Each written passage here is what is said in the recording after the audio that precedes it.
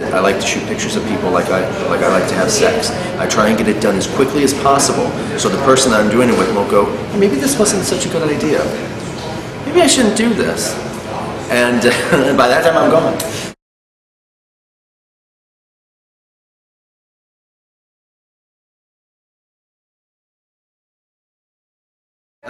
What really attracted me to street fashion was just the lifestyle I like to lead. It wasn't until I had my own kids that I started shooting, actually picked a camera up myself and started shooting.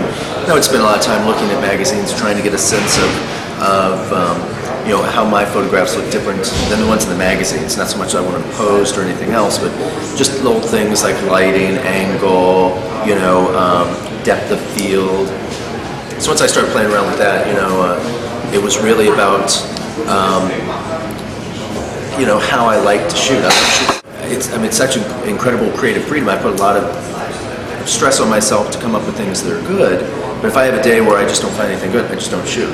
I take very few pictures. So I like that. I like that lifestyle of having my own challenges of trying to find something to shoot, but not pushing it. When I find it, I find it. And when I'm, really in the mood, I really push myself hard. When I'm not in the mood, I don't push myself as hard. But it's, great lifestyle for me. So it's not so much I was attracted because of other photographers or anything else. It was more just kind of the lifestyle.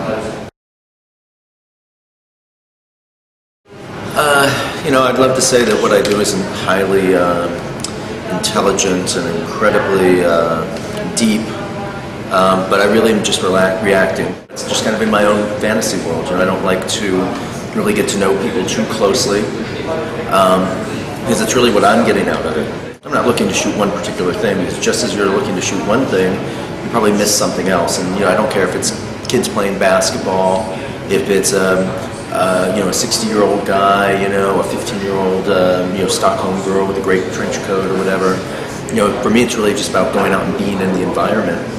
Shooting what I see. It just so happens that people, that have, I don't even want to say great style, because I don't know if they have great style. I don't know most of these people.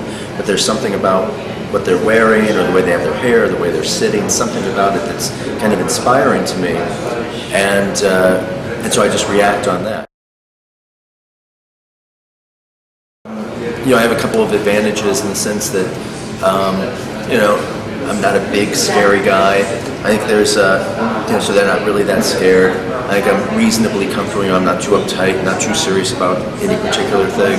I think there's a sincerity in the way that I look. It's not until later, after I've been doing it for a while, that I realize, a lot of times when I stop people, I stop them kind of from the side, so they can't see me coming.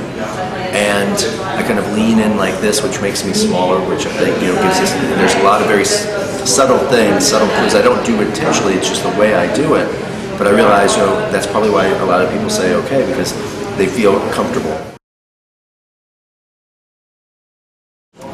Yeah, I think so. Like anything, the more you do it, the better you get. I've gotten quicker. I keep wanting to challenge myself and evolving in terms of, how I put them. I don't really tell people how to pose because they can always come up with a better pose than I ever can.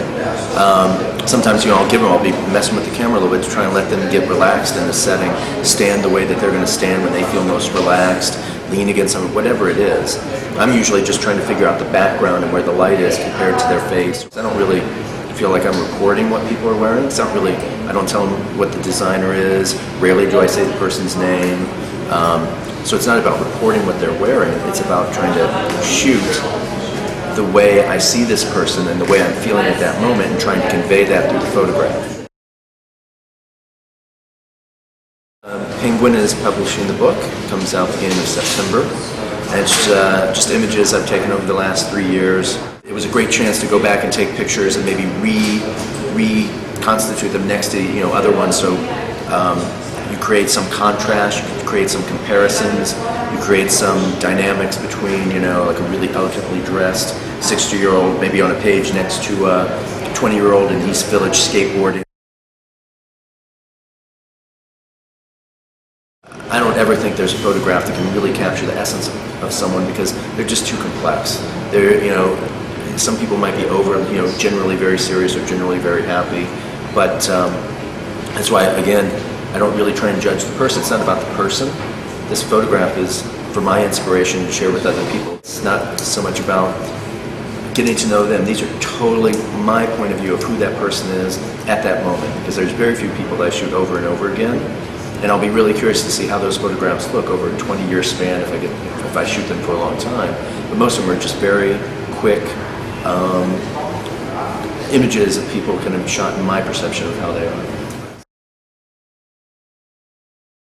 The number one thing it helps them do, and it's not fashion as much as style, is it helps you fit into the social group that you want to fit into.